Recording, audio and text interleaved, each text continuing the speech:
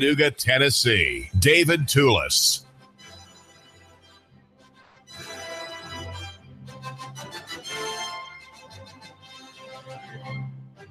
I have just come from wandering Chattanooga and trying to find members of gangs who are listed in DA Neil Pinkston's report filed with the criminal court in Hamilton County back in 2016, over which a few months ago there was a trial and a hearing over a plea by the state represented by its attorney Neil Pinkston, a plea to have East Lake made a safe zone. Safe from whom? Well, safe from young men who mostly, as I find, are not at the addresses given for them on the initial filing, which was a petition for injunction, a very long document that has many of them listed, about 30 of them listed as members either of one of two main clubs or groups. One is the Gangster Disciples, which is said to have at the most 200 members, and the other one, the Grape Street Crips, which is said by Curtis Penny and others in the police department to have about 15 members. Now, the question of what a gang is a gang is hard to identify and in a way hard to prove. And Judge Barry Steelman yesterday threw out the petition as unenforceable, lacking evidence. There's not enough evidence that the police department had, even though it named people and tells of their criminal dealings, their connections with Sessions Court, their pending cases, and the like, their involvement, some of them with narcotics, illegal use of plants and medications. These are very bad things. Some with guns, some involved only in commercial infractions. That is to say, violations of the commercial transportation statute, Title 55. Men such as O'Mariel Woods, who's in his late 20s, has a girlfriend and works at a major company here. I think on the late shift. A man who's trying to make the best for himself. He has a past. He has friends. He has connections from his youthful days, and he has ended up on this list. And when I called him yesterday, he hadn't heard that the petition for an injunction had been thrown out. And so I said, well, Mariel, since I have met him and I've had some dealings with him about his, asking him about his transportation case in East Ridge, I said, well, let's get together for an interview, and I can tell you about what Judge Steelman said. And of course, he can find out for himself. He has a smartphone, and all these things are available readily there on your private press platform. And we couldn't quite arrange things yesterday to have a meeting. And as it has happened in the past, I just couldn't get a hold of him. I think he just kind of flaked out. He was not wanting to deal with me, and I don't know that he wanted to give an interview in the end, though he agreed to meet me at his house, in front of which I parked late last night for about 25 minutes waiting for him. Had my late dinner, a bag of crystals, which the manager of that store supplied also at no charge to me, a Coca-Cola, which I generally don't drink, and French fries, which I ate with relish, though I hadn't paid for them. So I was given a little treat by the crystal manager there near where this man lives. Now, the name is David Toulis. I'm glad you're tuning into my show here on 92.7 FM. We are at 800-8949. That's 800-8949.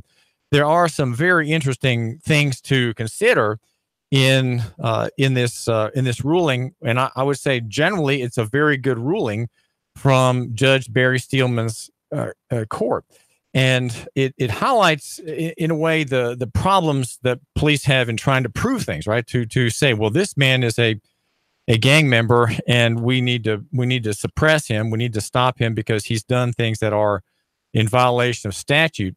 And if you go through the list, for example, there's a man named, people I couldn't find, for example, Demetrius Delaney Buchanan.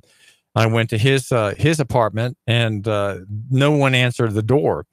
When I went looking for Gregory Lamar Gillespie over on 2101 Vance Avenue near the old Tennessee Temple, his sister-in-law came to the door and said, "He don't come around here no more." And that's I think what is true for many of these young men on the list, right? They're listed, about 30 of them. And in the past day, I have tried to meet as many as I could, and I didn't get close. Did not even get close to one. Sean Corn Rhodes over on 2116 East 12th Street. No one home there. And Antonio Watkins also on the list over on 2004 Curtis Street. I think I came in front of the house, and two men standing in front of the house late last night. I said, well, he's not here anymore, doesn't live here, haven't seen him in some time. There was some discussion about where his possible whereabouts. Another man on the list, Clifford Rashid Hill, at 714 South Seminole. The house looked as if no one had been there in some time. The doorbell rang, but it looked very neglected. The gutters were full of leaves, and it looked as if no one had been on that driveway or in that at that porch for sometimes seemingly vacant. Dominique Jackson at Bayberry Apartments. That's on a very potholed street near Memorial Hospital over in Glenwood. A young woman answered the door there at apartment 7J, and she did not know the name, and she had been a tenant there for a couple months, so she clearly occupies an address that this man at one time, when Neil Pinkston mentioned him on the list, the police identified him on their validation list as a gang member, not there. So where are these people? The whole question of service comes in. How are these men served with the claim against them? And I think some may have been put on the list and never got service. In other words, they didn't know. One man, I said, well, yeah, a paper came. I talked with an adopted father of one of the young men on the list, and Mr. Horton. And Jonathan, his adopted son, Mr. Horton is a specialist in boilers and air conditioning repair, and a very extraordinarily modest man. He said that he had gotten an early start in that field and had just been repairing air conditioners and maintains a boiler for a hospital here in town. And this is over on 931 East Avenue. The son was not there, and he didn't know exactly where he was. He said he promised he would pass my card on to him. But the son is said again by the district attorney to have a connection with controlled substances. And let's see.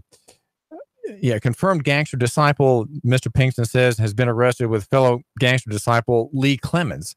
Horton admits he is a gangster disciple. The DA says wears gang clothing and is often in the physical presence of and in photos with confirmed gang members. The stepfather says that this young man whom he adopted, that he and his wife did not have children for a long time. Evidently, they desired children, but God did not open the womb. And so here they were, or should I say there, they became finally foster parents, and then they adopted this young man of whom the dad speaks very, very highly. He said he works hard. Last you heard, he had been at Amazon and at Volkswagen, different jobs as a team. Everything was a big joke to him. He didn't realize the seriousness of it. He says he thought it was a joke. He's not really a hardcore gang member. You see what I'm saying? And then Mr. Horton says that it's easy to say that someone's in a gang. It's easy just to identify someone as a gang member, again, because you're in a photograph with someone or you've been seen in public with someone who is a gang member. That's the validation system. I think the judge says that there are 10 points that you get. And you know, I could be a gang member if I wear the wrong color jacket, or I'm seen in public with a gang member. Someone takes a photograph of me getting an interview with one. There's one strike against me there.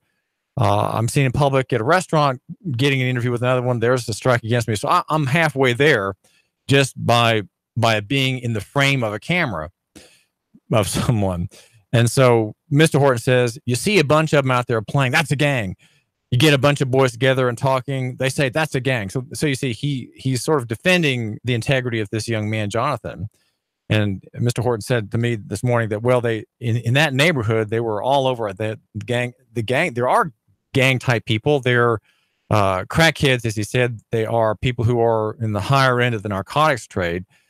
And he was very, very bold to get them away and shoo them away from his front porch when they came. When Jonathan, who's 22, was younger, get out of here. No, he's not coming out. Mr. Horton would say. So I didn't meet one gang member in the past day, though I went to the addresses as your host here, David Toulis, on 92.7 to find out who they are, what their reaction is. What did they say about Judge Steelman? Right? Had they heard about Judge Steelman? Had they read the opinion? Had they gone through you might say, the legal tea leaves of the judge's ruling, which is 17 pages of double-spaced type and has some, I'd say, some very interesting things in it. When Chief Fletcher, of course, the former chief now who left in August of last year, when he testified, I think he must have come back to do that. When he testified in the trial over this issue, there was a long hearing of this petition to make a safe zone in East Lake courts to keep out these men. Right, the petition would have effectively violated their First Amendment rights to free association. Now, the judge and that Chrissy Mincy, the attorney, made that point that they have a constitutional right to gather, and that can't be denied to them. The judge did not rule on those points, and the reason Judge Steelman didn't have to is that the rule is for judges, you always rule on issues that don't reach the constitutional questions. You only reach a constitutional issue if you have to, right? If you can dispose of a case, get rid of a case, decide a conflict on, let's say, a law or the facts, well, then you'll do that. And if you don't have to get into the constitutional question, then you won't. And so he didn't have to in this case. There were some clear reasons why he didn't have to. And Judge Barry Steelman in Helena County Criminal Court threw out the petition for the injunction sought by the state of Tennessee and Neil Pinkston. Now, there's a separate, so you don't get confused, there's a separate criminal case against alleged gang members for a killing. And then there's yet a third case under the state racketeering statute that involves 54 men who are said to be gang members. Now, the main problem with the state's efforts, if we can put it that way, the main problem is the use of gang validation forms. These are a point system that a young man gets against him, you could say, and makes him vulnerable to being accused of being a gang. Again, it's very, very easy to get on that list. These are not admissible. They're not admissible as substantive evidence because, as Judge Steelman says, because they are records or reports of matters observed by police officers and other law enforcement personnel, and they're expressly excluded in the Tennessee Rules of Evidence. In other words, they're not. There's Rule 8038 excludes police reports and excludes gang validation reports, which are administrative documents. That's all they're administrative documents. They're not like traffic reports. Okay, police traffic reports are not evidence. I don't know if that means anything to you, but to me, it means something. And I'm trying to figure out why that's important. Why is it important to me to understand the reasons that traffic reports by police are not evidence? Okay, they're not evidence. And he says in one phrase in this paper, in this filing, Judge Steelman explains why. I'm kind of wanting to know more. Right? He says such a report could contain an opinion or conclusion, thus invading the province of the fact finder. That's the jury. So juries find for facts, and you can't have a document entered that is part of the accuser's document, which has opinion. Okay, because police reports are opinion and analysis and fact. They're not just facts. And there's something there, and I just can't. I don't think I can ruminate right now too much about that. This is David Toulis, and the number is 800-8949, 800-8949. Have you had an encounter with a gang member? That's the question I would ask you, or someone who looks like a gang member, or who has gang type hand signals, some of which are sort of occultic extensions of the fingers. Have you had that? Have you had? And I bet people, the common person like you, probably has had not much encounter with gangs. The population of gangs is much less than we have heard reports stating that they have. I remember maybe some years ago now, maybe 5 or 6 years ago, hearing a number that there are hundreds of gang members in Chattanooga, 300 or 400, 500, 600, big numbers. When I heard that at the time, I shook my head in disbelief. And there's some sense in this ruling that those numbers of years past were great exaggerations. The number of gangs said to be very, very large, a dozen gangs in Chattanooga. Well, no, these are very informal groupings of people.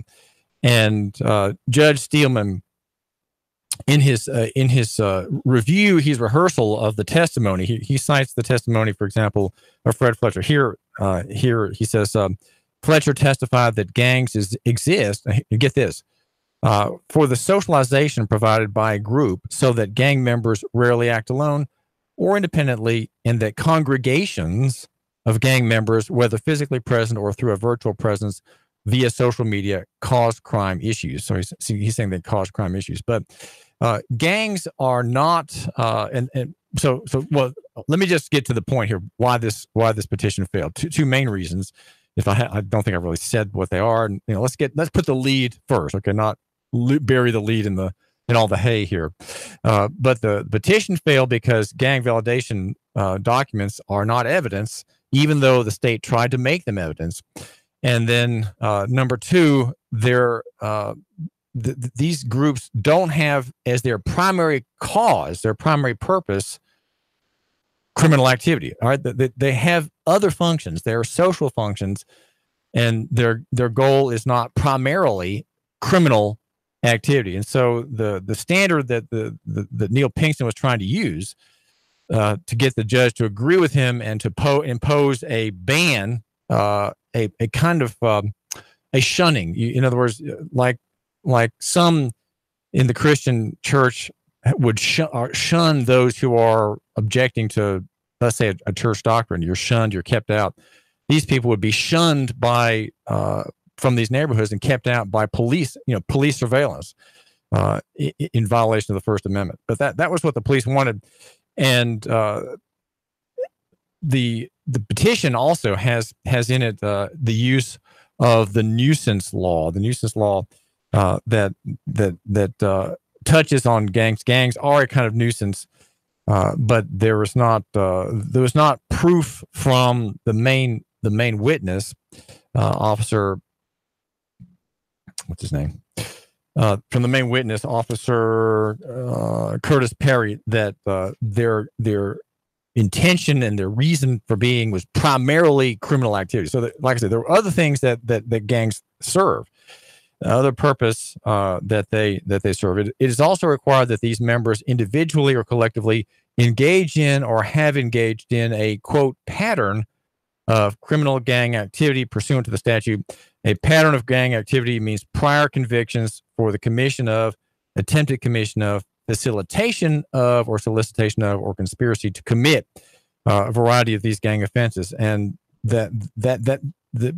these groups are not primarily there for that. They don't exist primarily for that reason. Judge Steelman ruled on the date of this filing is the 8th of September. What is the date for that? But it's in yesterday's newspaper. No, it's in this morning's Times Free Press. It came out yesterday in the TFP is where I first saw it. There's not a lot of case law in Tennessee for the nuisance statute. And so in his ruling, he cites supportive evidence of California law, saying the informal structure of gangs, the often fleeting nature of gang membership and the lack of objective criteria in making the assessment all heightened the need for careful fact-finding. And he's citing there a California case, Vasquez versus Rakaukas. And so there's it's hard to, again, these are fleeting associations, as Mr. Horton told me, that it's not locked in concrete. You don't become, it's not like enrolling in a school, right, where you are on the rolls and there you are for the semester and you've paid your dues. And 3, 2, 1. Chattanooga Radio, digital FM 95.3 HD4, 92.7 FM's news now. Hamilton County residents will not receive federal assistance for repairs to storm damage from the recent flooding. Reason is the damage done to the county does not meet the $9.2 million threshold. Flooding problems could return to our area as Hurricane Michael makes landfall at the Florida Panhandle. In sports, UTC Mocs will be staying at Finley Stadium for at least 3 more years. It was reported earlier that UTC was frustrated with the Finley Stadium deal, but the meeting went off without a hitch. The Mocs will continue to play football and soccer games at the traditional place. And a state witness testified through tears she saw Montrell Williams and Kevin Hubbard shoot a man on Brad Street. She told the court the two were driving around looking for Roland 20 gang members to shoot. The 2 suspects are reportedly Crips, which chapter was not specified. Charges pressed against the 2 include criminal homicide. Val St. John for Nooga Radio, News Talk 92.7, Action News Now.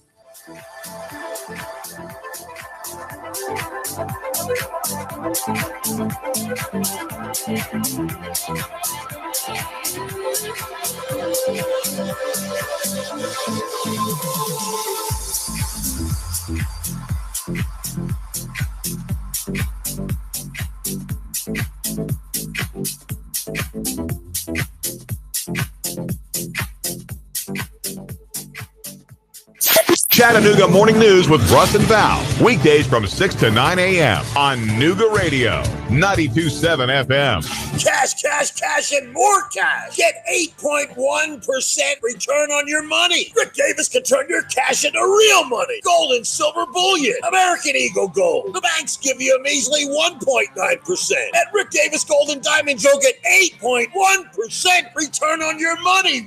8.1% return on your money. Wow! Whether you're buying an ounce or 100 ounces, Rick guarantees it in writing. 8.1% Rick Davis Gold and Diamonds. Brainerd Road, Chattanooga. Let's face it, Old Faithful isn't as faithful as it used to be. Constant repairs are a hassle and can rack up quick in money and time. Landers McClarty Ford can fix that. Right now, you can get a 2016 Ford Focus, 34,000 miles, only $11,491. A 2017 Chevy Spark with only 17,000 miles for less than $12,000. A 2015 Volkswagen Jetta with less than 21,000 miles for $11,991. Yeah, browse their entire inventory of new and new-to-you cars, trucks, and SUVs online at Landers McCarty Ford at FortPayne.com. Landers McClarty Ford of Fort Payne. If you can't find your next perfect ride, they'll go find it for you. Big city selection, small town prices, friendly service, and top dollar for your trade. The savings are waiting and only a short drive away, so what are you waiting for? Get started with your personalized shopping today at Landers McClarty Ford of FortPayne.com. Join Nooga Radio and the Gridiron Gang live from 7 to 9 at Starbucks at 10 North on the North Shore. We're talking all things high school football. There's a specialty brew or refresher weekly inspired by the game of the week. Sweet treats, extended hours all season long, and we're pet friendly. Portions of all proceeds support local schools and educational scholarships as well as after-school programs. It's football time in Tennessee. Join us every Thursday live from 7 to 9 at Starbucks, 10 North, your North Shore neighborhood living room. Your home is a constant work in progress. Repaint the walls? Yeah, easy enough. Leaky faucet? There's a video for that. But roof repair? You might want some help. That's where Chattanooga Roofing Contractors come in. They have 3 generations of roofing excellence you can count on. Leave the ladder in the garage. Go to chatroofing.com. That's chatroofing.com for Chattanooga Roofing Contractors, a roofing company you can trust. I'm Bo Watson, and I approve this ad. Hi, I'm Nicole Watson. You may know my husband, Bo Watson. And beginning October 17th, you and I can go to the polls and begin early voting in Tennessee. When you vote, I ask that you elect the one person that believes in a better Tennessee. Bo has a plan of making jobs, education, and safety a priority for all of us. I ask for your vote to re-elect Bo Watson for for state senate. Paid for by friends of Bo Watson, Boy W. Watson III, Treasurer, VoteForTennessee.com. Man, you sure you know what you're doing? Yeah, I worked with my dad on his truck all the time. Just one more bolt to go. Yeah, wrong bolt. Today's truck ain't your daddy's truck. For repairs on today's vehicles, you need Amco Transmission and Total Car Care of Chattanooga on Lee Highway. Stay on the road, not in the garage. Amco Transmission on Lee Highway. Get it done the right way. The Thompson Pet way. Yeah, I just put that anywhere. Join We've Got You Covered with Scott Schrader every Saturday from 10 to 11 on Nuga Radio. From finance to fixtures, we discuss everything you need to know about buying or owning a home, the pitfalls, the perks, and everything in between. Saturday mornings, 10 to 12, right here on Nuga Radio. Nuga Radio, Chattanooga weather. We've got lots of clouds, warm and humid weather out there for your afternoon. Could see a spotty shower, but not much. Highs 80 to 82 tonight. Showers will move in from the south, lows upper 60s. Breezy Thursday, early morning showers, then drier. Much cooler, highs lower 70s, upper 40s Friday morning. Looking to buy or sell a home? Real Living Southern Realty provides real answers and customized marketing solutions. Serving the entire tri-state area, check rlsouthernrealty.com for their complete listings. And I'm Sourcine 12 Chief Meteorologist at your 4. Nuga Radio 92.7. Now, the smartest guy with a bow tie in Chattanooga, Tennessee, David Toulis.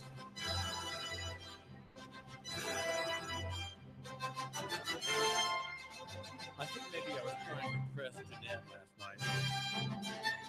When I said, well, listen, the city council meeting is over and I've got something to do afterwards. And the thing I wanted to do afterwards, and when I left the city council meeting, I kind of bolted pretty quickly in my yellow Hummer, was to find members of gangs in Chattanooga. We have two noted gangs, according to the police, Gangster Disciples and the Grape Street Crips. And together, they formed the census by the police count would be 215 people, about 201 at the most, and about 15 in the other. And I kind of wanted, because I'm a man, right, the husband, right, I want to show my beloved wife that I'm a courageous, strong, and true. And even though I have a 45 caliber pistol on me, I don't need a 45 caliber pistol to go and meet a gang member now, do I? And that was what I was doing last night, was going to their houses and knocking on their doors. No, it's not scary and it's not dangerous. Now, and I'm thinking my colleague here at the station, Confederate Mike, but if he had thought about it, he probably would have said, "No, David, you can't do that." Well, no, there's nothing. These are not men who are going to harm me. I mean, I'm wearing my suit and my bow tie, of course. Of course, they don't know me, and they probably waste their time listening to music when they tootle about in their sedans and not talk radio like they should be. They should be tuning into Marie Mott, and they should be tuning into my show to kind of know what's going on and how to assert themselves properly vis-a-vis the officials. But I don't think Jeanette was impressed too much yesterday when I mentioned what I was doing, and I don't think she was. I think she was maybe over impressed this morning when I said, "Well, before the show, I'm going to try to meet as many gang members as I can because I want to get their perspective, and I need some photographs." And I had even and so that was what I was on assignment to do this morning, was to meet gang members who are on the list, right, on the proposed banned list that Judge Steelman shot down a couple of days ago in his ruling. It's on page 1 this morning of the TFP, and I think Zach Peterson's story, and has some of the history of this effort by the district attorney to segregate and shun members of either the Gangster Disciples, the Grape Street Crips, young men, probably some very smart young men. I'd say that your probably higher intelligence person will be a member of a gang, though perhaps the diction of some of these men and some of their reading habits are not as good as they should be. And they may listen to car frame thumping music that doesn't have a great syncope and an uplifting, an uplifting tune, but still they're probably very smart young people, very socially, very wild, connected, very wily, and they know how the world works, right? They're business people. Some of them are involved in trafficking in narcotics, which are prohibited by statute, and targeted by the drug war of the good people in Washington and Nashville. So they're entrepreneurs, they're business people, they're crafty, they have suppliers, they buy low and sell high. They're providing a need. There's a marketplace for narcotics among people who have money to buy, and so some people buy from them. Some people buy from higher level, higher, more well-to-do traffickers in illegal and unlawful substances. There is a great demand for narcotics. Americans are trying to salve their wounds, right, of being, of being in a paper money economy and having presidential politics pounded at them from every press platform. If I paid attention to that, I would probably need narcotics as well. But here the gang members are with drug records, trafficking records.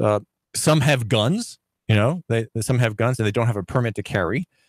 And others use the public right of way without permission. They don't have driver's licenses. O'Mariel Woods, for example, is one whom I know personally. I've met personally and have had some dealings with him regarding his traffic citation in City Court Judge Chris Helton's venue in Eastridge.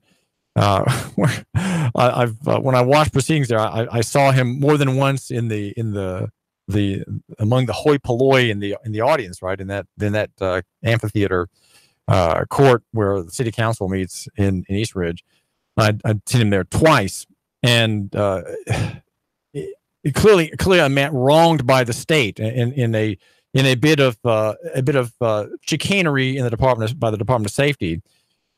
You want to talk about that now? No, let's just move on here. But he's a state victim as well as a potential violator, according to Neil Pinkston, of the statute that deal with narcotics, weapons, and of course there's a common law violations alleged to have been done by this man as well in this rather moldy filing. I say moldy because when I went to look for these men, they weren't there. I went to 9 addresses yesterday night, 3 yesterday night, and 6 this morning, tootling about in my amazing yellow Hummer, the 92.7 Hummer here, David Toulis, where we argue for a local economy in the free market. And I look for people, and I'm not in danger. Okay, I assure Jeanette I'm not in danger. And certainly I don't go armed to these young men's houses. I'm willing to be invited in for a chat and to demand an interview. So I've got some news for you if you hadn't heard, and can you give me some feedback for my show? I'm trying to get a hold of these men for you, my listener, and the closest one I could have gotten on the show is O'Mariel, who works at Volkswagen on the late shift, I think. And, people can be labeled by the police. They can be labeled by the DA. They can be mentioned here negatively by a reporter on his show. And it could be that they're going to be damaged by this, but having their names mentioned, but, they are in view from the police, and the police are not the DA. They are not concerned about putting a blight on someone's name. That is not something they care much about. And yet I'd like to suggest that it really is a grave problem to be accused, especially under a misused statute, right? It's one thing to be accused of theft being a common law crime, but it's another thing to be accused under an abused statute, Title 55. And O'Mariel is let's just mention this. Okay, here he is, this member of a gang. I didn't know when I met him that he was alleged to be in that connection, gangster disciple, validated as such. Neil says in his filing, but he's a victim in this way. He's a man who traveled the roads. I think he's maybe about 28 years old. travels the roads as a matter of right. Never had a driver's license, never entered into an equitable relationship with the state of Tennessee to become a commercial user. When you apply for any kind of driver's license, you are agreeing that you are entering into commerce. That's why you get a driver's license, because you want to be able to use the road for hire, carrying goods or people for profit in what's called an extraordinary use of the roads, for profit, for a capitalistic entrepreneurial reason. That's why you got the driver's license in the first place. It is a commercial connection, and you are agreeing to be regulated, right? Like the operators of prestige limos in New York. Why do they have to be regulated? Well, they had a crummy old car apparently on the market on Craigslist for $9,000, subject to regulation. Why? Because they're carrying goods and people, namely people, for hire. And when the car and the man behind the wheel went down the road there into that T and crashed, he was in a car that he was not fit to drive. Apparently, he was an operator driver, and he was subject to regulation. So Muriel is not a man in that business. He's not in the business of carrying goods of people for hire, and so had no reason to get a driver license. Never had one. But guess what? The Department of Safety, in an unfortunate encounter that Muriel had with an officer, maybe in East Ridge, said, "Oh, you don't have a driver's license? Well, you have to have a driver's license to travel." Well, they would say you have to have a driver's license to drive. In their mind, every travel is driving, right?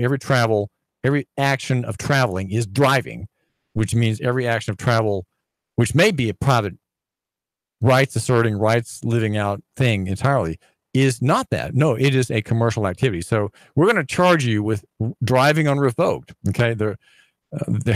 He was accused of driving unrevoked, though he had never had a license. He apparently was given a license by the DOS in an action that a federal judge has sharply criticized.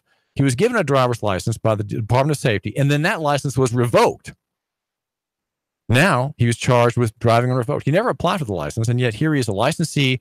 Now he's a licensee in bad standing because he had an encounter earlier with the officer. That is the game Tennessee plays, because it has, in fact, no authority to compel anyone into getting a driver's license. It's done voluntarily by everybody involuntarily who wants to be involved in commerce. And so you know that problem is true because immigrants are harassed with the 351 provision, which is the exhibit on demand law. And that says every licensee shall have licensee's license on his person at all times and show it to the officer on demand. That can't apply to someone who doesn't have a license, right? It applies only to people who are in the category by application of being a licensee. So you see, there's not enough law to get to these people, but they use these laws abusively with the cooperation of the Howland County and Chattanooga Bar groups in our area. David Toole is here. The number is 800-8949, 800-8949. What do we need to say next? What do we need to say about these young men? Well, I mentioned the whole problem of being labeled. Well, when you're labeled, when you're accused, when you plea bargain, when there are charges against you for real crimes, that would be theft. Theft is a real crime. When there are charges against you, such as failure to appear, which can't be a criminal charge. How can failure to appear be a criminal charge? Because the state is supposed to prove intent. How can you prove intent when you're accusing someone of failing to do something? How can someone intend to fail to do something? If that law in the criminal code is properly enforced, which it's not, the state would have to sharply curtail all prosecutions, because that is the law. You have to argue intent and prove intent, guilty mind, guilty conscience, with every element of every charge. And these gang members are accused, and the state doesn't even think that statute applies to itself. It doesn't even apply to Neil Pinkston. And the judges Neil Pinkston faces, whether it's Judge Steelman or Judge Greenholz, don't force these prosecutors, right, these members of the Fellowship of the Finger, don't force them to prove intent. So one man, for example, O'Shea Kadera Smith, is charged with failure to appear, carrying a dangerous weapon, reckless endangerment, and evading arrest. Also, underage drinking, criminal trespassing, and unlawful possession of a firearm. So some of those are simply paper crimes, and some, like theft, those are real crimes. Those are real offenses against God, because God protects property in the 8th commandment, thou shalt not steal. Property is protected, and that is a real crime against God, A, and against B, the victim. But these other offenses are just violations of custom. That's all they are. And we have people who, have not a not too high view of customs and laws written by our General Assembly and enforced against them by Neil Pinkston. Well, this is David Toulis, where you report and the world decides. I had my smartphone with me, of course, and I always do. In fact, I have an old one and a new one. The old one functions beautifully when I'm around Wi-Fi, so I can take audio on that, video on that. And my current phone, it's a Note, a Samsung Note. It does a great job also. And that is our theme here. You report and the world decides. If you see something that I need to know about, you need to take a picture, make an audio file, make a video for me. David Toulis, you report and the world decides. People call me sometimes. Like there's a police officer in North Georgia. I've told a friend of his that, look, I'm willing to meet with this man and help clear him of, guess what, a rape charge. The friend says the officer didn't do it. He's being falsely accused. Well, that's entirely possible. And so I'm willing to hear people who want my investigatory powers to apply themselves to their woe, right? Their problem, their woe, their grief, their distress. That's what I do here. David Toulis, I look at things and I write about them and I report on them to you here, my listener. You are my listener and I'm at your service. And my argument is very simple. I'm a very simple person, very mild-mannered person. That's why the Superman theme plays. I'm Clark Kent, the mild-mannered reporter. And yet it has been said that I have been seen flying over Chattanooga with the bird's eye view. Of course, that's what Marie Mott does. She gives the bird's eye view every day here at 11 o'clock. 11 o'clock right here, 92.7 FM, Nougat Radio. And also on our high-definition digital channel 95.3 FM HD, high def, HD4, 95.3 FM HD4. I do have a GoFundMe page, by the way, David Toulis Show. If my show is worth something to you, you can let me know by putting a few bucks in there. That way I can help pay for my studio rent, which is, I say that as a figure of speech here. This is, it is my station, you could say, but I'd like people to be able to connect with me. And if there's some way of rewarding me, you can do it that way. You don't need to buy an ad. Okay. That is how our reward is our advertisers. We serve our advertisers. We love our advertisers.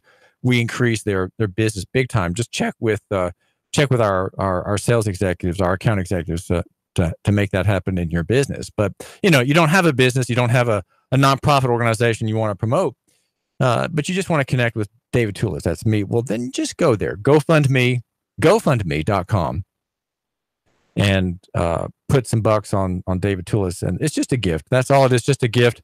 And that lets me pay a little bit of my time here. I get 2 hours a day on this station, right?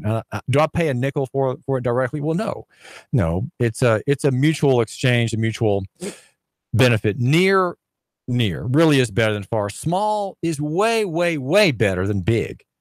And simple is better than complex. And down in the footnotes at 5-point type, you got it. Helvetica font, the neutral font with no serifs on the letters, no blades on the letters. And that's because my text is always voluntary.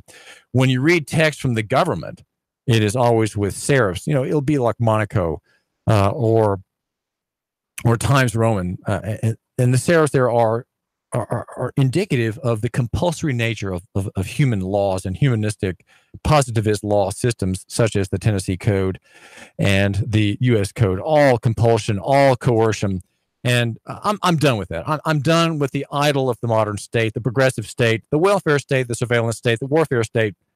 I'm just sick and tired of them. And so my font is voluntary. And in that voluntary font, I've got my footnotes. Yes, that's right. Personal is better than corporate, and physical is better than abstract. Like us on Facebook. And the number to call me to get on is 800-8949. That's 800-8949.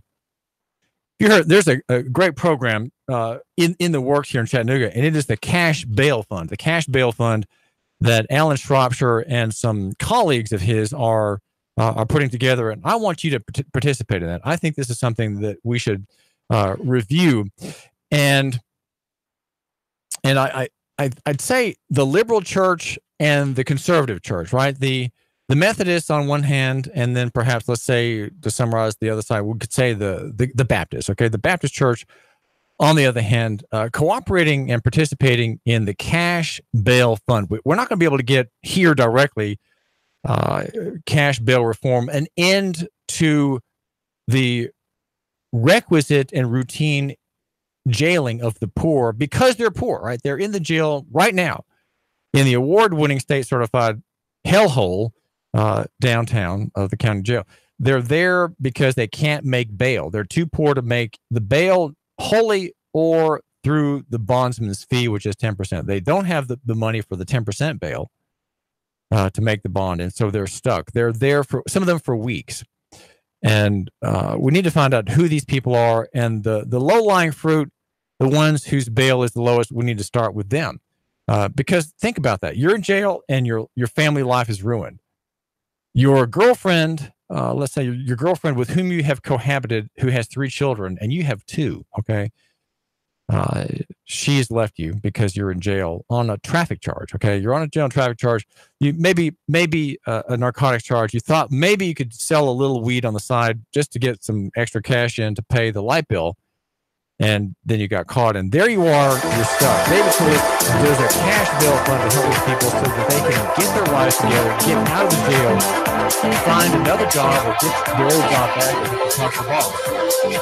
And you can make them whole by just getting the money is recycled, because once the bail requirements are met, the money comes back to the cash bail fund. We're going to talk about that. That's an important reform, a half reform here in Chattanooga. We're going to work on that, and you, my listener, please help. 3, 2, 1. Chattanooga Radio. Digital FM 95.3 HD4. 92.7 FM's news now. Hamilton County residents will not receive federal assistance for repairs to storm damage from the recent flooding. Reason is the damage done to the county does not meet the $9.2 million threshold. Flooding problems could return to our area as Hurricane Michael makes landfall at the Florida Panhandle. In sports, UTC Mocs will be staying at Finley Stadium for at least 3 more years. It was reported earlier that UTC was frustrated with the Finley Stadium deal, but the meeting went off without a hitch. The Mocs will continue to play football and soccer games at the traditional place. And a state witness testified through tears she saw Montrell Williams and Kevin Hubbard shoot a man on Brad Street. She told the court the 2 were driving around looking for Rollin 20 gang members to shoot. The 2 suspects are reportedly Crips, which chapter was not specified. Charges pressed against the 2 include criminal homicide. Val St. John for Nooga Radio. News Talk 92.7 Action News Now. Sean Hannity, weekday afternoons from 3 to 6 p.m. on Nooga Radio 92.7 FM. Nooga Radio 92.7.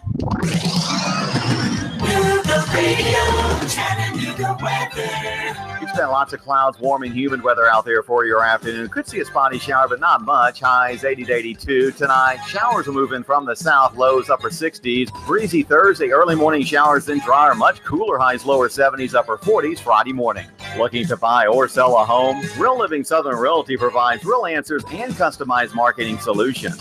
Serving the entire tri-state area, check rlsouthernrealty.com for their complete listings. And I'm Sourcine 12 Chief Meteorologist Patrick Gore. 92.7. Buying a home is one of the most exciting things you will ever do, but it can also be scary and nerve-wracking. I'm Melanie Moore, owner and certified master inspector with Full Disclosure Property Inspection.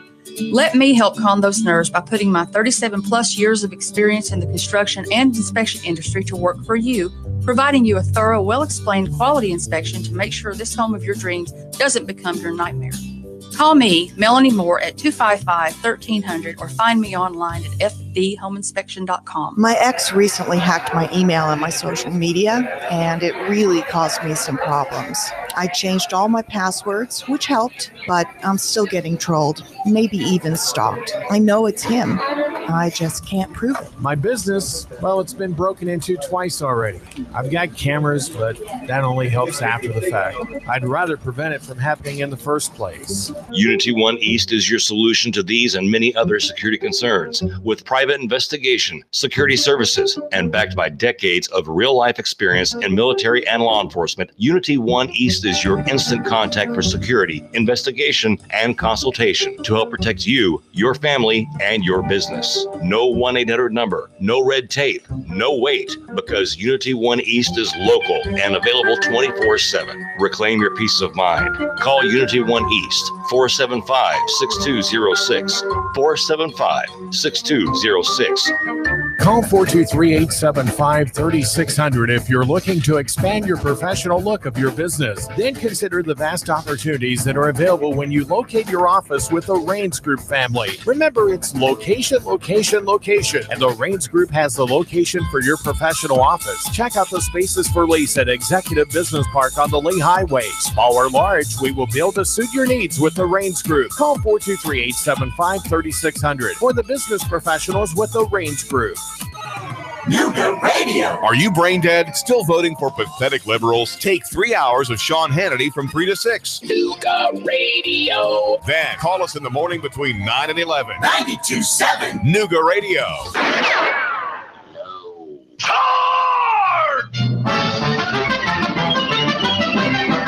Get back there, you dang Yankee! Great horny toads. I'm up. WPLZ HD4 Ottawa. W224AZ Chattanooga. Serving Chattanooga. Broadcasting live from the center of the universe. The Tennessee Valley's most listened to news talk.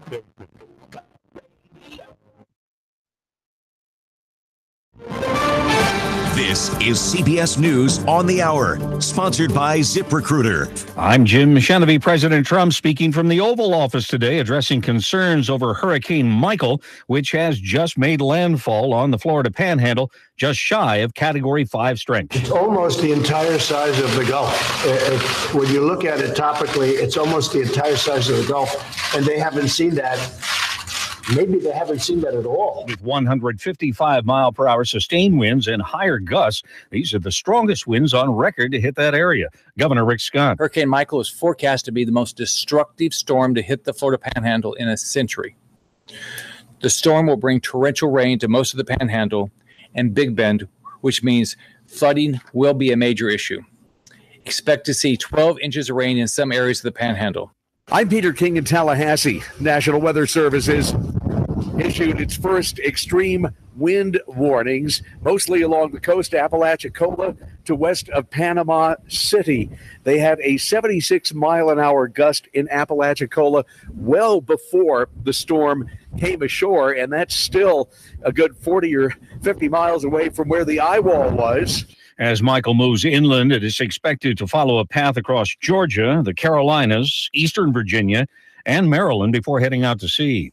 President Trump has weighed in on Jamal Khashoggi, a journalist and U.S. resident who vanished October 2nd after entering the Saudi consulate in Istanbul, Turkey. The disappearance of the Washington Post contributor clearly troubles the president, who says he's raised the issue with the Saudi government at the highest levels. We cannot let this happen. To reporters, to anybody, we can't let this happen. But Mr. Trump stopped short of blaming Saudi Arabia for Jamal Khashoggi's disappearance. They're saying we had nothing to do with it. But so far, everyone's saying they had nothing to do with it. Khashoggi, who for years has lived in the D.C. area, was seen entering a Saudi consulate in Turkey last week. No one saw him leave. Stephen Portnoy, CBS News, the White House. It's been another rough day for the stock market, with the three major indexes now down better than 1.5%. CBS business analyst Jill Schlesinger says investors have been spooked by higher bond yields. In a weird and somewhat perverse way, this sell-off has to do with the strength of the U.S. economy, because the Federal Reserve has been saying to all of us the economy is growing, and therefore the central bank would continue to raise interest rates. Right now on Wall Street, the Dow is down 430 points, the Nasdaq off 166, and the S&P is down 47. This is CBS News. ZipRecruiter, the smartest way to hire. ZipRecruiter's technology finds qualified candidates for businesses of all sizes. Try it for free at ZipRecruiter.com/free. Right now, the Kohler Cimarron Comfort Height Elongated Toilet is at its lowest price at the Home Depot. Just $199. You save $50. At that price, you can raise your expectations, but leave your budget exactly where it is. And the best news of all, it's a Kohler. They never compromise. Why should you? Start with the best. The Kohler Cimarron Comfort Height Toilet, just $199 now at the #1 Kohler retailer, the Home Depot. More saving, more doing. Valid through October 28th. Hi, it's Patti LaBelle. You've seen me cooking in my kitchen on TV. I know you have. I'm as comfortable making sweet desserts in my kitchen as I am making sweet music. And when I make my delicious treats, there's only one egg that's good enough for me and my family. Eggland's Best. With 6 times more vitamin D, 10 times more vitamin E, 25% less saturated fat than ordinary eggs. And better taste. It doesn't get any better than the best. Eggland's Best. If you use earbuds, listen up. It's enough to make you yank those AirPods right out of your ears. The World Health Organization says listening to music through earbuds can lead to stress and sleep deprivation, which in turn increases the risk of stroke and diabetes. The WHO says all kinds of noise contributes. It's calling on governments to regulate the racket from road traffic to 53 decibels, which is about the equivalent of what you hear from a dishwasher in the next room. Deborah Rodriguez, CBS News. You do your part separating your paper, glass, plastics, and metal for recycling. But are all those cans, bottles, and containers ending up in the landfill anyway? America's recycling industry is in a crisis mode right now due to a policy shift in China, which has been where most of our recyclables are actually recycled. It has enacted new rules requiring those items be 99.5% pure and closed its doors to our loads of trash. Jim Chenevey, CBS News. 3, 2, 1. Chattanooga Radio.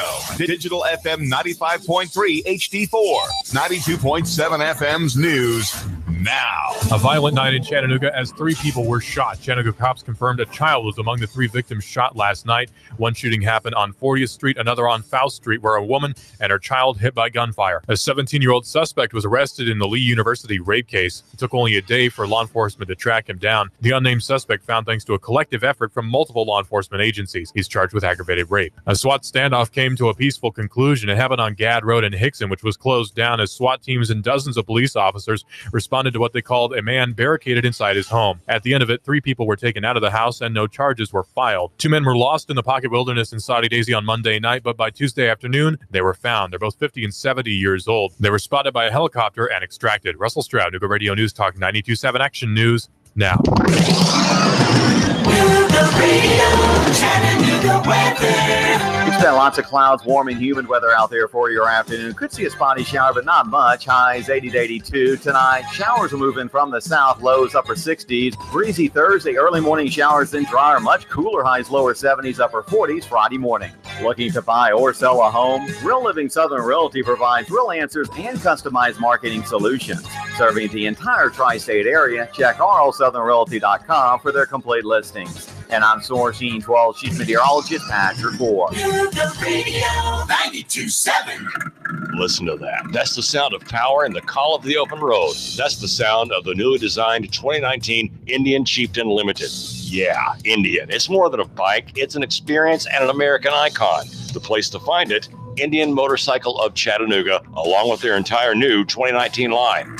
The open road is calling. Answer the call. Go to Indian Motorcycle of Chattanooga. Just look for the sign on 153 and Amnicola. Indian Motorcycle, the true American original. Join We've Got You Covered with Scott Schrader every Saturday from 10 to 11 on Nooga Radio. From finance to fixtures, we discuss everything you need to know about buying or owning a home, the pitfalls, the perks, and everything in between. Saturday mornings, 10 to 12 right here on Nuga Radio. For your small business, ending the year the right way can set you up for success come January. No need to let end-of-year panic set in. Easy Books and Taxes can help set up your books or new payroll service so that you can relax and enjoy the holiday season. With 35 years, bookkeeping, individual, and business tax preparation, it's easy. With Easy Books and Taxes, you run the business, we keep the books. Call us today at 423-755-0821.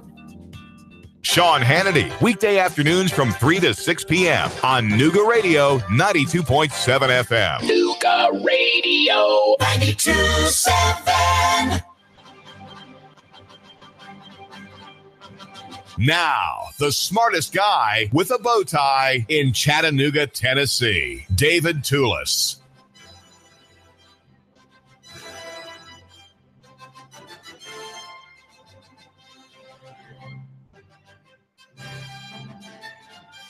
A couple Thursdays out, there's going to be an event in the evening, just not dinner time for most people here in Chattanooga. It's going to be held at the First Centenary United Methodist Church, and it's going to be an effort that I would like you to support, and I'd like you to go to this event. Please think about attending it. We're going to hear from a man named Allen Shropshire about the Cash Bail Fund. Now, first of all, what is bail, and why do we need a cash bail fund? How are people going to be helped by this charitable effort that is going to be discussed a couple Thursdays out from now on the 18th? So, Allen, you're the father of 4 children. You're 31 years old. You live in Brainerd, and you work 3 jobs. We'll hear a little bit about the 3 jobs that you do that include 2 in the food world and 1 in the energy world. But first of all, what is cash bail, and why is it a problem, so bad of a problem, that we have to have a special charitable effort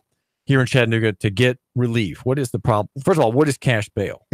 So the cash bail is actually the bail that the magistrate actually sets for you for whenever charge you catch, and they set that off for either 9 times out of 10 if you don't caught multiple charges, or if it's your first charge. But your bail has a set rate on it by the magistrate. So the magistrate give you that bail, and then once you go through all the procedures as far as like fingerprint and all the above, then they actually put you in the system, and from there you have to actually be able to bond out.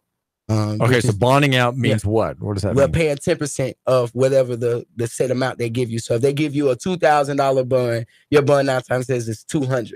So if 20,000 is 2,000. Well, so you're saying you either can pay a $2,000 bond by writing a check or giving an asset worth $2,000, or pay a bondsman $200. A bondsman 9 times says. And everybody does anybody whom you know about ever write the check for the whole amount themselves? Not always. Okay, so most people have a bondsman. Yeah. They do business with a bondsman who's the middleman, right? He's gonna cover the whole amount, but you have to pay him the 10% fee. Yes, sir. Yes, sir. That you don't get that back, do you? No, you don't. You don't see that. Okay, so you don't see that. You don't get that back. If you paid the whole $2,000 yourself, you get it all back if you showed up for court.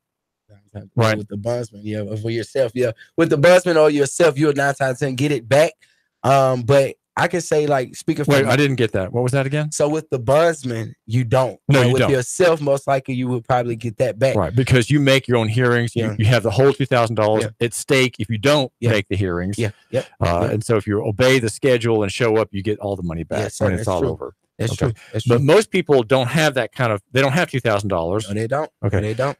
So they have to engage this trafficker of services and favors, the bonding company. There are many of them in Chattanooga, and they pay that fee. So many people are too poor to pay even that amount of money, right? Even $200 is too much for some people. That's true. Why is it too much for some people? Why can't they afford that? What's the big deal? Well, truthfully, my opinion with that is a lot of people that do go to jail are coming from a lot of these impoverished neighborhoods. So if you all do not know, the 37404 and the 406 are considered the 2 most impoverished areas in the city of Chattanooga. Majority of the people coming into jail are majority of the people from those areas.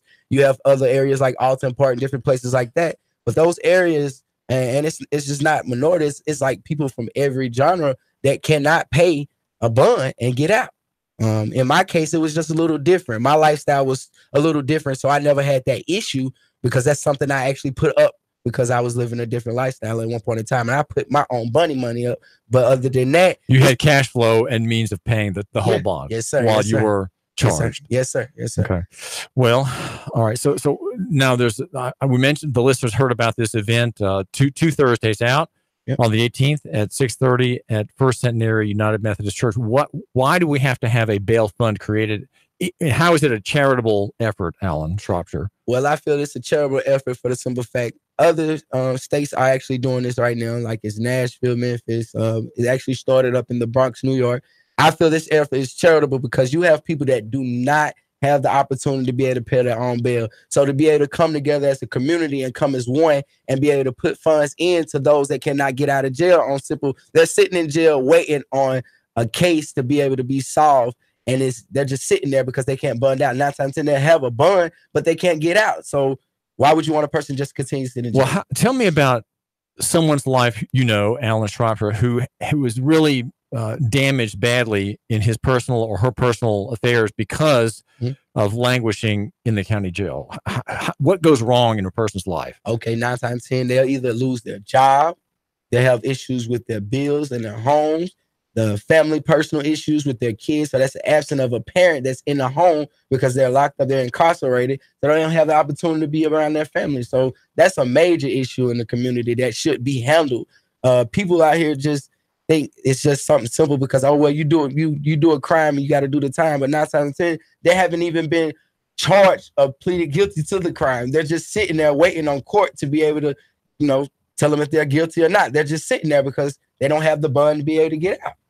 So what you're afraid of, Allen Shropshire, is that my listener has the idea that, well, this person's charged and now there's ruin on the home front. That's just the cost of crime. Yeah. That's just the cost of being involved with police. That's just the cost of being stopped and arrested after an accusation. But you're pointing out that person has not been proven guilty, right? That person is presumed innocent because there's not been a trial. Right. You have to have a proper trial to be able to say, hey, I'm either guilty or I'm innocent in this. They ask you, how do you plead? You have an opportunity to tell how you plead. But until the trial is settled and set match, you still are innocent until proven guilty. Well, what are the figures that your group has put out in recent press reports, Allen Shropshire, of the number of people in the Howland County Jail who have not been convicted, but who are there presumably because they're being held unable to make the bond or to afford the bail bonding fee? What percentage of people are in that category? I can't say the exact number on that. It's actually it should be in the newspaper that came out on Monday. The percentage. I don't have the actual number. Well, I think it's more than half. Yes, it's you asked me, it is more than half because I see it on the regular. Like I said, from my personal experience from going in the past, I haven't been in any troubles in the last 8 years. And even with that, it was harder for me to find full-time employment because of my past charges that I was hindered from moving forward. And I'm not a felon. I repeat, I'm not a felon, but I actually was hindered from actually moving forward in my life because of charges that I had in the past, and it's just keep flowing. It's one thing that I like to talk about and tell people, like Right to Know. Right now, I have things on Right to Know that actually are expunged, and my picture is still on Right to Know. Now, Right to Know is a reference to the Chattanooga Times-Free Press part of its website, where people who are accused have their faces shown with details of the arrest, the date of the arrest, and the list of charges. Is that right? Yes, sir. And so they can't get that cleared off. Have you tried to get the Times-Free Press to eliminate those? Well, I haven't. This is my first time hearing about like who's dealing with it, but I know now, so I'm actually going to push on that too, just as well as I'm pushing with the bail fund. Anything, I'm one of those people. If anything that I'm passionate about helping with something, I'm going to push hard just as well as I did in my past. I feel like it's no way it's just laying back and sitting back and letting everything just fly by me. I'm going to handle it, by any means. Well, say something about your past life, Allen Shropshire. You're a reformed person. You have made amends. You have paid your, as they say, debt to society. Yes, sir. You're going to tell. We'll hear also about the three jobs you have. What happened to you in the past? What was your encounter with the state like? Well, I grew up I had a good family structure, but I like to tell people I grew up in what you call a 4 to 5 generation household. So you had my granny, her siblings, and her siblings' kids, and their kids' kids. So we all grew up in one whole household together. Good family structure. My mother was in my life, but my biological father wasn't. But I had a father figure in my life, and I loved him for that. I learned the difference between a dad. Is that a stepfather? Stepfather, but I call him my father because it takes a real man to be a father. That's just my opinion. It takes a real man to be a father. So he taught me that, how to be a man, how to become a man and work every day. But my past was kind of rocky. I held on to a lot of my issues with not having my biological dad in my life. I'm actually a junior, so I'm named after my dad. So it was like an effect on me growing up, and I actually, chose to do wrong things. I was a good kid in school, top 10% of my class, could have probably went to any college that I wanted to, was planning to go to the military, didn't choose to do that. That was by choice. So when I actually speak to the youth, I tell them it's choice making. I made the wrong decisions. So I chose to go out here and do things that I didn't want, that I felt like I had no other choice to do. I left my parents' house at an early age, maybe about 17 or 18, and I went out here and I started selling drugs. I chose to make those choices on my own. But outside of doing that, I worked. Well, how is selling drugs rewarding in your young life as a man, Allen Shropshire? What were the benefits, and how did you not weigh really enough the danger to yourself because of these deeds being illegal? How are the benefits overwhelming of the threat and fear that you should have felt? Well, I like to tell people the community I grew up in and in my era, like I said, I'm 31, so I grew up in the 90s or 80s, the 90s, late 80s and early 90s. The guys that I idolized, that I seen in my community that did the same thing, they were a little bit smarter than the newer generation. They actually showed us different ways on how to go about and maneuver around and be able to, one thing they used to tell me, always put money up for your bail. So that's why that's an issue I never had. I always put up a little money for my bail. If I couldn't make it, I had at least a friend or two that I could say I can go to and talk to and help me out to get out of jail. So 9 out of 10, majority of the time, my bond was already paid before I went in. I just chose to make better decisions. I did a lot of wrong things, but I didn't do it to the extent to where I could have just went to jail for a long time. I faced long sentences, but 9 out of 10, with me having a steady employment job, I actually, I feel like I was blessed to be able to move forward past all those, years of going to jail that I could have faced. Marie Mott today on her show at 11, by the way, listener, every day at 11, weekday, we have Marie Mott today. She was talking about the whole plea bargain scam where only about 3% of cases make trial, maybe even fewer. Everybody plea bargains. There's kind of an industry in negotiation. Lawyers don't have to do their work. Accusers don't have to have the evidence. Judges don't really do much, it seems, anymore. And did you plea bargain? Is that how you avoided a long jail sentences? Nah, truthfully, it's been times like one of my first cases, I actually fired an attorney in court because I like to read. So I actually chose to read a little bit more up on my case and what I was dealing with. And I took it to trial. And they had no amount of evidence to lock me up for the time frame they had. So I actually beat it. The guilty pleas that I've had, because I've always been a truthful person. So all the guilty pleas, I pleaded guilty to things that I truthfully done. If it was something I was wrongfully accused of, I'm not pleading guilty. I'm not copping a plea on. Well, the name Shropshire is I think it's a Scotch name, and the Scotch Irish are big fighters. So you sound like you have something from that part of your distant ancestry. Yes, as a fighting man, Allen Shropshire. Well, all right, say something about the Cash Bail Fund event. Now, there'll be some speakers. I think they're going to be there to try to explain why it is a kind of a reform. It's not really a reform in Chattanooga, but reform would be where Neil Pinkston says, okay, we're stopping this bail practice. We're just going to stop it entirely. It can come from him. I think he probably has the authority to do that. But this is a remedy for a problem that really can't be fixed by us, the people. Mm-hmm. What is going to be said at this event? Again, it's the 18th on Thursday at First Centenary United Methodist Church at 6:30, just around dinner time. Cash Bail Fund. Who's going to be talking? What are you going to be arguing for and about? So we're going to actually be arguing. We're going to have people coming from places like Nashville that's actually been a part of their bail fund in the outer states. So they're going to actually come here and actually tell you the different issues that they deal with during the creating their bail fund, and actually the successes that they make in that. In our city, we're going to deal with a lot of different issues and how the system works. But I'm one of those people. I believe in you got to put up a good fight to be able to get something done in this city. Is part of the discussion convincing people that it's a real problem, or is it just are you going to just be talking about, well, we need to have a fundraiser, we need to have PR? Is it technical like that, or is it really appealing to the listener to understand the problem and see it as a real problem? Because some listeners, I think, whom I have on my show, don't understand this as a grievous offense against justice. Okay, well, I feel like everything that you just named is going to be a part of it, but even if myself and others that actually come out, if they choose for me to speak, I'm willing to get up there and speak and tell a little bit more about my story. I told an overview about what I dealt with, but I have been more than once wrongfully accused of different charges. And you have people out here such as myself that actually have opportunities to be able to reform themselves and move forward. And you got to be able to give a person a chance. So if anybody want to know why this is really truly important, my opinion with this is because you got to be able to give a person an opportunity to be able to show that they can be able to move forward differently in their life. Because crime, I don't feel like all crimes that people say, oh, this is a crime, but people make wrong decisions at the moments. And they be able to, they have to, everybody do it I did it when I was younger. I'm 31 now, I have a family to worry about. So I don't have time to be able to go back to all those things that I did before.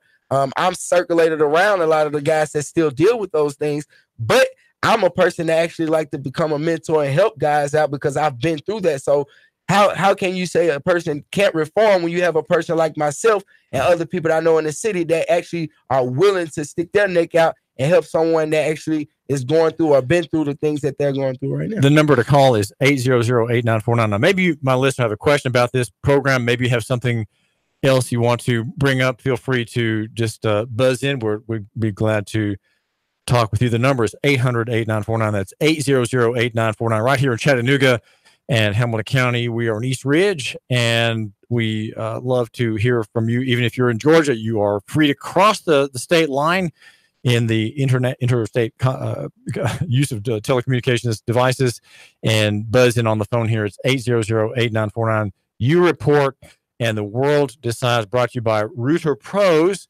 the very aggressive plumbers in Cohutta, Georgia.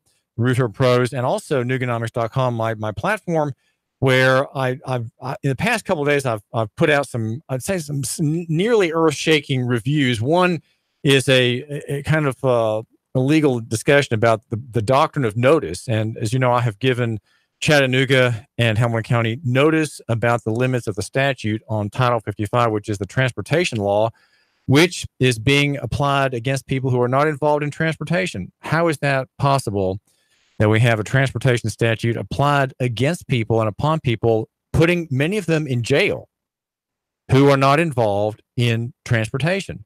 And transportation, of course, is what the limo operators did in New York, the Prestige limo business that killed 20 people in the crash a couple of days ago.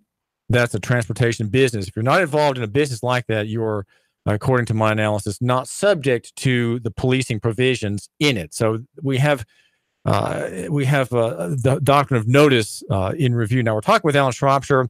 And what group are you part of in this effort, Allen Shropshire? As far as with the gangs, the cash bail fund project. I'm actually, which group is that? I represent Green Spaces, so I'm actually going to the Green Spaces representatives.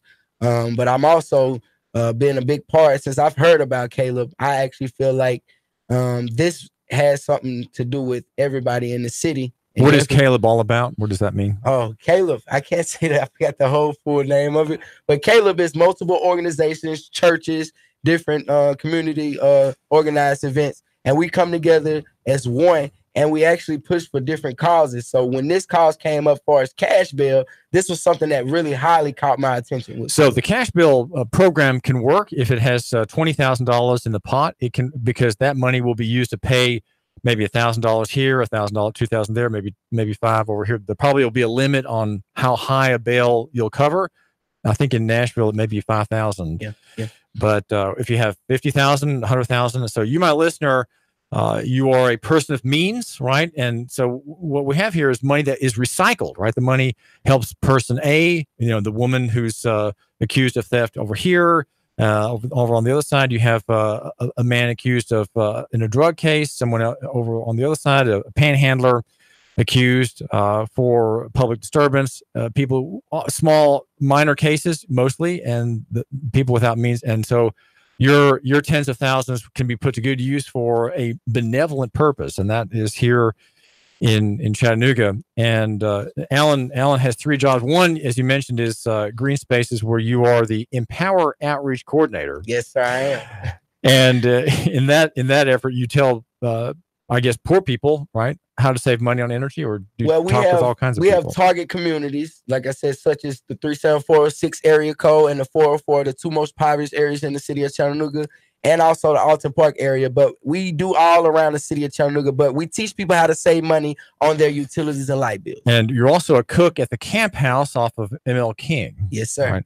And then you mentioned that with a colleague at the Camp House, Joey Williams, you're a partner in a small catering outfit. Yes, sir. We do pop-ups. So we actually, what's that about? So our pop-ups, we actually, you actually can reach out to us, and our pop-ups, you can contact us, and we'll come to either an event, and we'll be able to cater anything that you want us to do. And also, that has to make sure reform, because our biggest goal with that is so much right now, but we want to put more people in that, and we want to do different things in our life.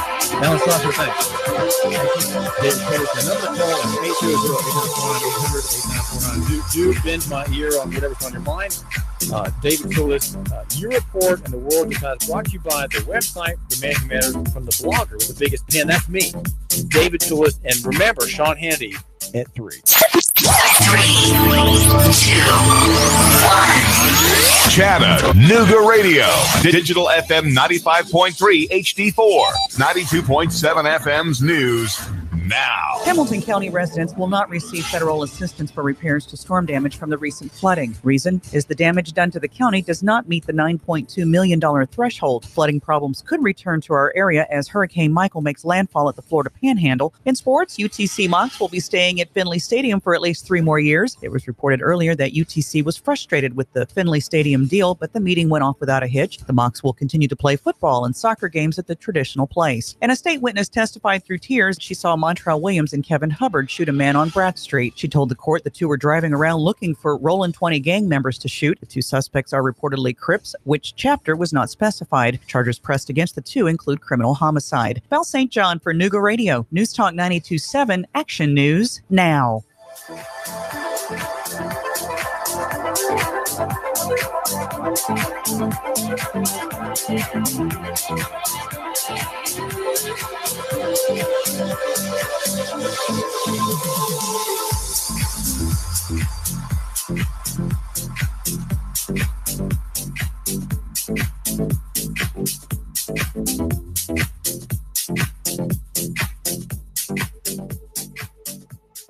Chattanooga Morning News with Russ and Val. Weekdays from 6 to 9 a.m. on Nooga Radio, 92.7 FM.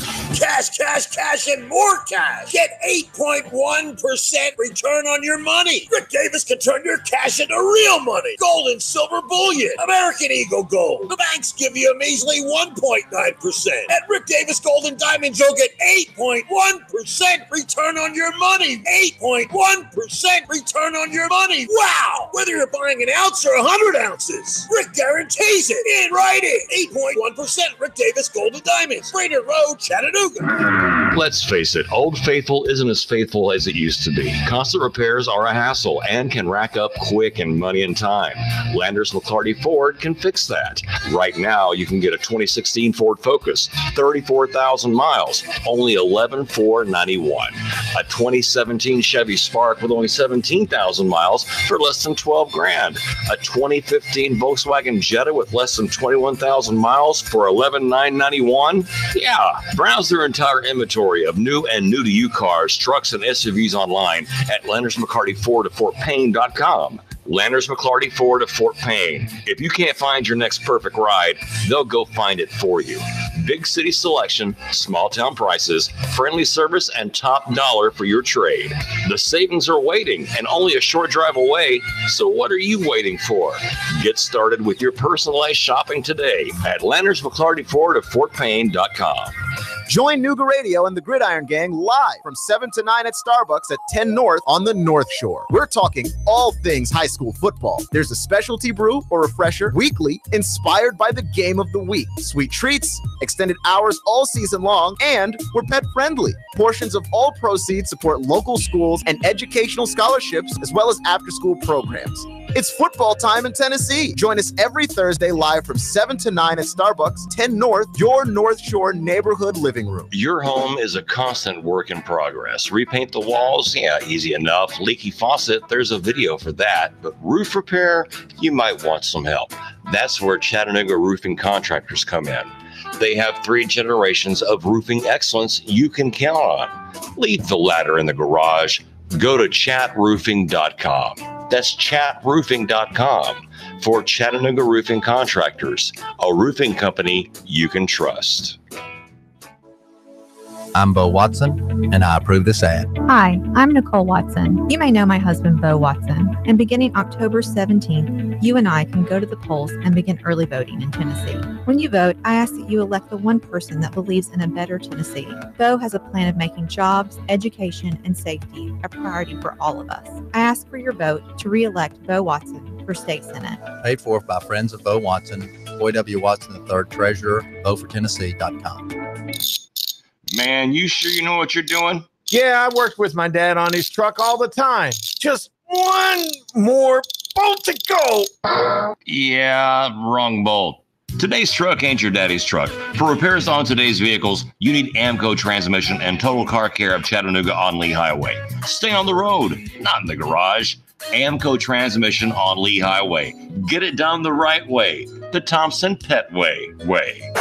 Yeah, I just put that anyway. Join We've Got You Covered with Scott Schrader every Saturday from 10 to 11 on Nuga Radio. From finance to fixtures, we discuss everything you need to know about buying or owning a home, the pitfalls, the perks, and everything in between. Saturday mornings, 10 to 12, right here on Nuga Radio. Nuga Radio, Chattanooga weather. It's been lots of clouds, warm and humid weather out there for your afternoon. Could see a spotty shower, but not much. Highs 80 to 82 tonight. Showers will move in from the south, lows upper 60s. Breezy Thursday, early morning showers, then drier. Much cooler, highs lower 70s, upper 40s Friday morning. Looking to buy or sell a home? Real Living Southern Realty provides real answers and customized marketing solutions. Serving the entire tri-state area, check rlsouthernrealty.com for their complete listings. And I'm Sourcine 12 Chief Meteorologist Patrick Moore. Nuga Radio 92.7. Now, the smartest guy with a bow tie in Chattanooga, Tennessee, David Toulis.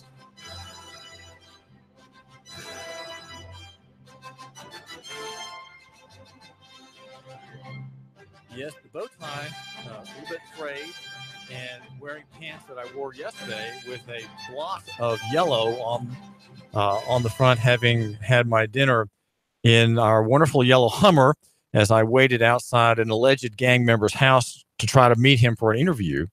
And I downed 4 Crystal burgers and fries and a Coke, which I never drink. I never drink Coke, but I did because it was gratis from the manager at the Crystal restaurant. It was very good.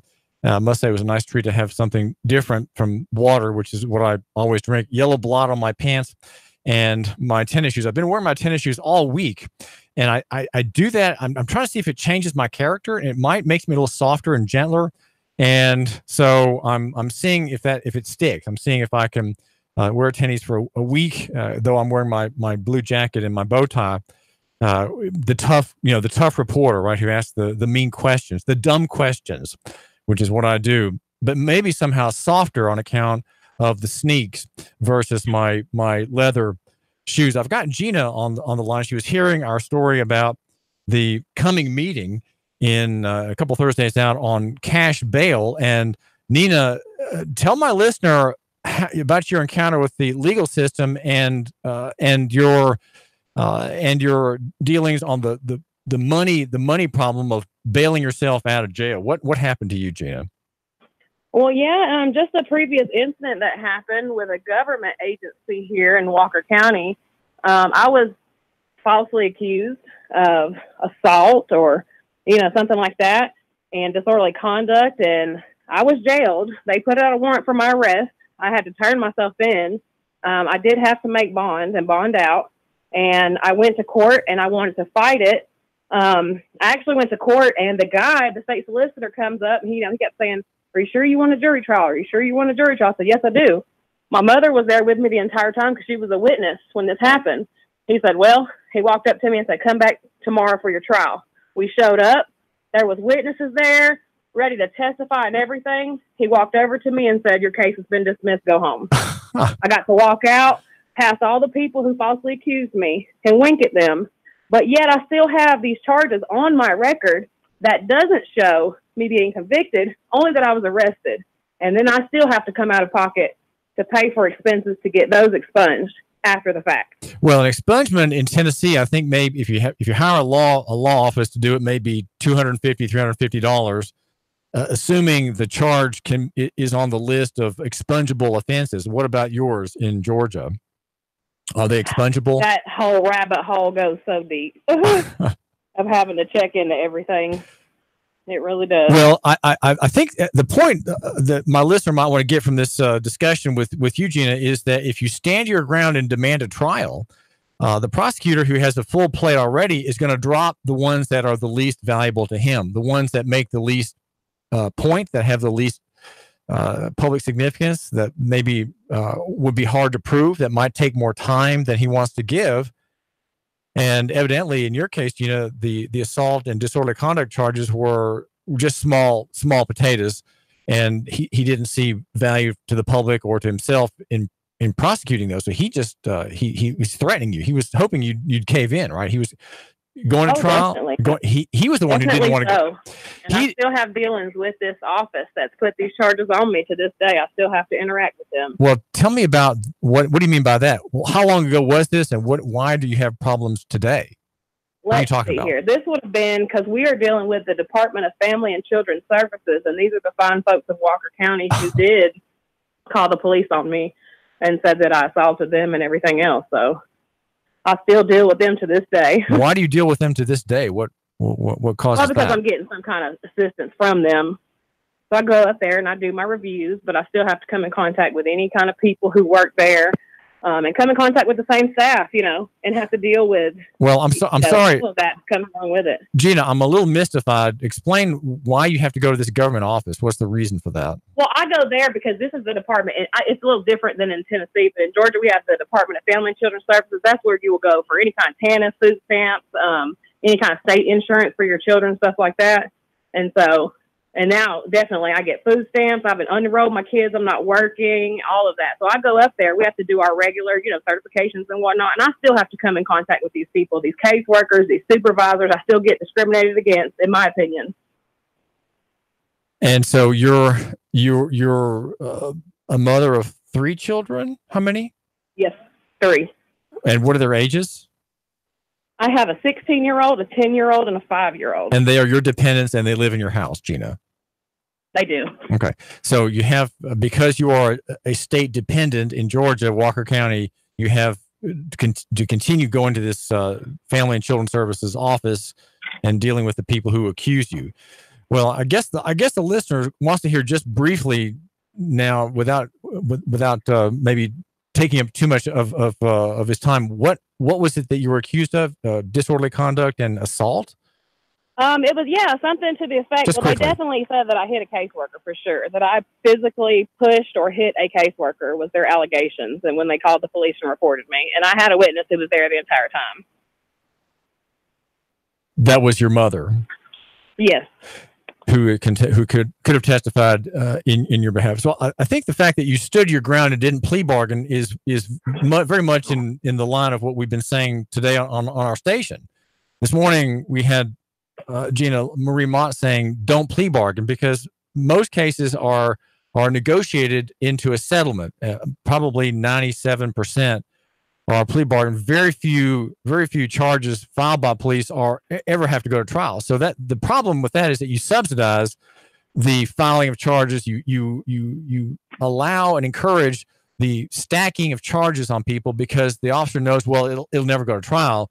So he can really say what he wants, do what he wants, and make you look as bad as possible by filing 4 or 5 charges when legally he might have grounds in the fact base of a particular matter for 1 charge, but he'll file 5 just because he can get away with it, and he know it will not come up for the review of the jury.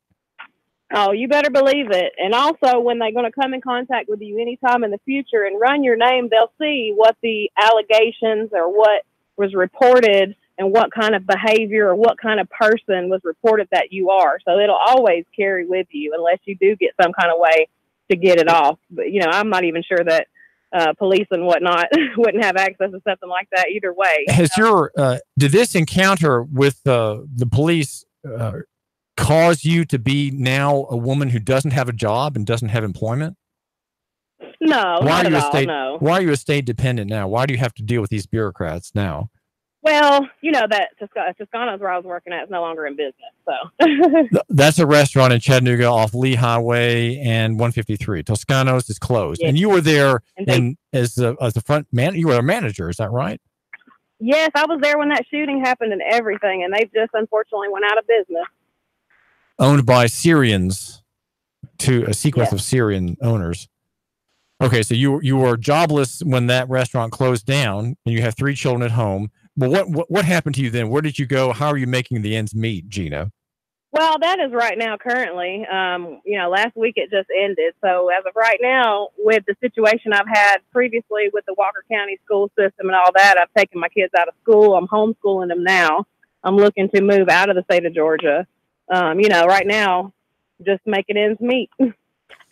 And let me ask you. I'm declaring to my listener what I see as a strong point in what you're saying, and that is that you stood your ground. Why did you not just plea bargain? Let's just look at that again, because that I think is an important lesson, that you held your ground even on the day of trial. You were there ready for trial. Did you have an attorney, or were you going to represent yourself? No, sir. I was representing myself. And just like the guy who you have on your show, I feel the exact same way and resonate with him strongly of what he's saying. I have pleaded guilty to any charges that I felt like I was guilty of. But if there's anything being put on me that I do not feel like I was wrong in any kind of way, I fight. And even on the day of trial, the other side was caving the whole time. You just didn't know until the morning of the trial. Right.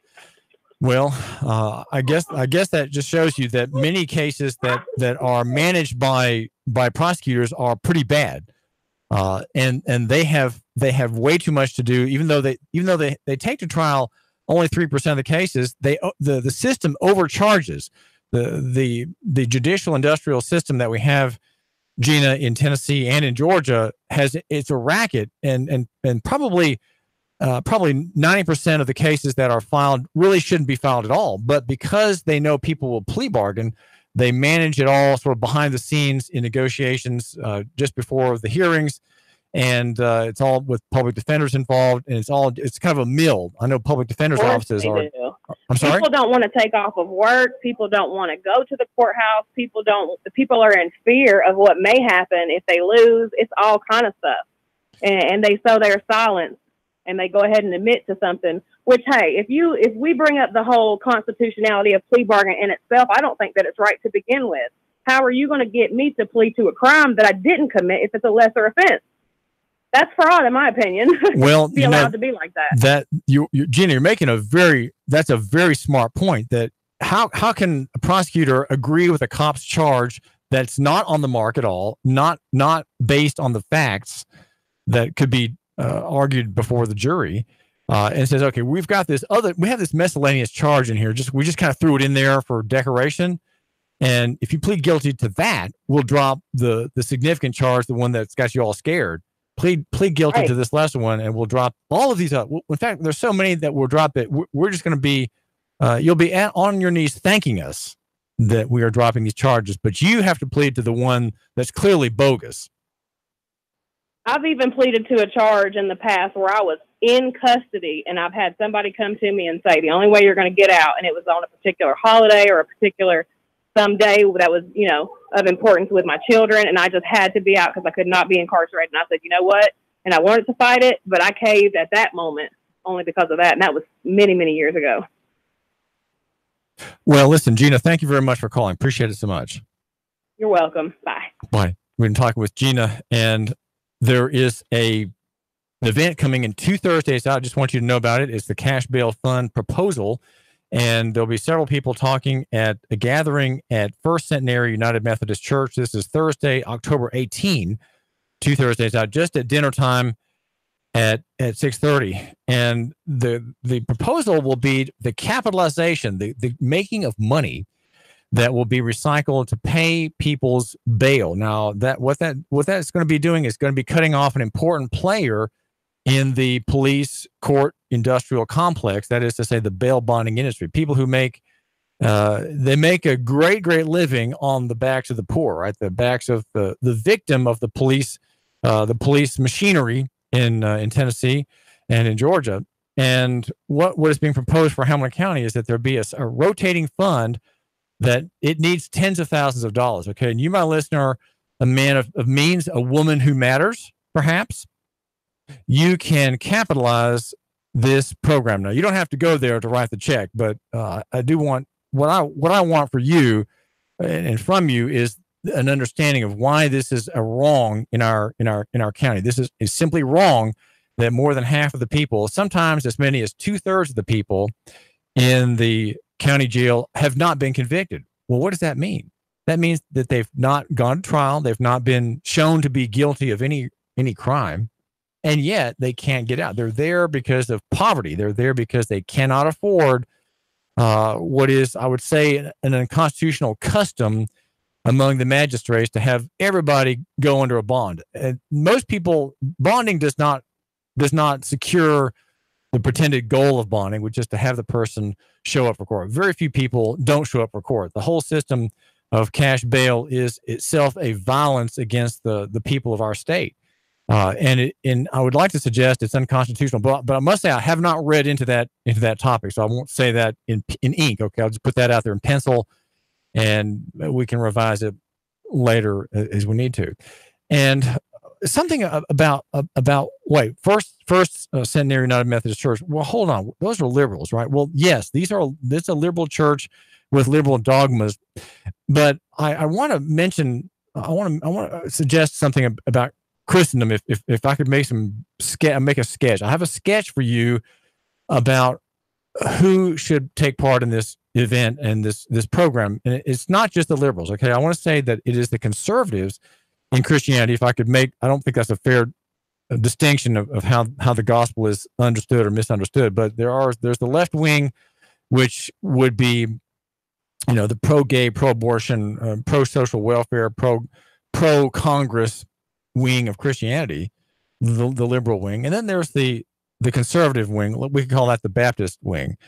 And both have, I would say, grievous faults in misreading the scriptures. But on the other hand, here there is, with a Christian interest, there is an effort to have a private means of ending a state abuse. Okay, we're abused by the state left and right. Let's just face it. We are victims as Americans. We are victims of the total state, the absolutist state in our time, federal, state, and even on some occasions local. Though I think local government has many strengths and many benefits here in Chattanooga. We are blessed in many ways. You could say even the mildness of government here. Even Andy Burke, whom we could criticize on numerous points, even he is a picture, generally speaking, of the mildness of government, of the civil magistracy here in Hamilton County and Chattanooga. And Mayor Coppinger, you could say, well, Mayor Coppinger doesn't do everything right. Well, maybe not. But generally, there is great mildness. And I'd say that's a mildness that comes by the grace of Christianity, by the fact that we are perhaps a city and a county of many churches. But to get to the sketch, I've just got a minute here for this. But the sketch is that on the left, you've got your social salvation crowd, right? You have welfare and food stamps, and that's what the left, the Methodists, the liberals, the people who vote Democratic by principle, believe. And I would say that's a fault. But on the right hand side, on the Baptist side, you have You have a certain humanism, which is individualism. And that is to say, the Baptist would say that Christianity applies only to the individual. There is no social ethic in Christianity. There's no theory of progress in Christianity. This is a mistake. This is simply a theological error. On the left, you have the idea, again, in the way of mistake, that there's a kind of a revolutionary goal in Christianity. Christianity is intended to create a revolution in the state and of the state and for the state. It may be just as Rousseau, the French philosopher, proposed. There's a lot of Rousseau and humanistic idealism on the left wing of Christianity. But on the other side, on the right-hand side, you have a kind of leader-oriented, top-down power relationship kind of Christianity, where Christians are submitted to their pastors and not somehow standing independently under God himself, under Christ himself.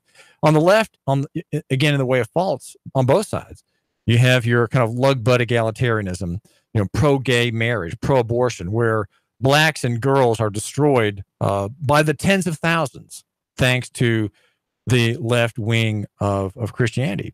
The right has it correct that abortion is a sin and it's a crime, but what do they do about it? Well, because they have a privatized Christianity, the conservative Christians in Chattanooga and Helena County do absolutely nothing. They do absolutely nothing.